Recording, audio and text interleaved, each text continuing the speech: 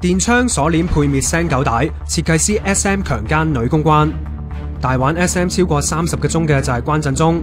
佢雖然已婚，但前年去到夜總會識咗19歲女公關事主之後，經常約佢出街，又俾錢佢，但兩個人冇性交。關震中話親戚有個空置4年單位可以俾事主免費住宿，其實單位係死過人嘅凶宅。前年8月29號，事主搬入去，第二晚關震中上去綁起事主，再封嘴同埋眼，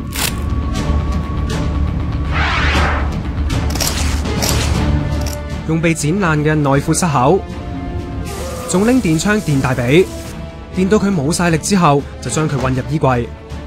事主都唔知隔咗幾耐之後，關震中同佢講會運1個星期，俾10萬蚊佢，然後就解開佢攬住一齊瞓，期間又摸又錫。事主驚再被電擊，所以一直陪住關震中。到31號晏晝，佢再被鎖起。後嚟關震中又話唔甘心放你走，臨走前都要同你執翻次。同一日佢強姦事主，曾經應承放佢走，但又改變主意。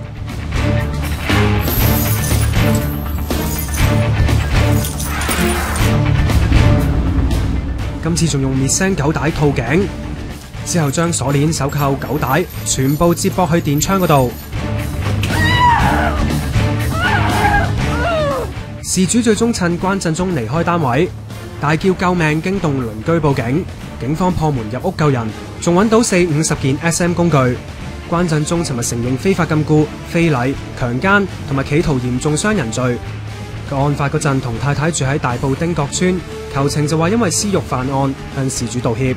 事主事後已經轉行啦，唔想再提件事。法官押後到27號判刑。滿蛋拜拜，送大班冰皮月餅啱晒。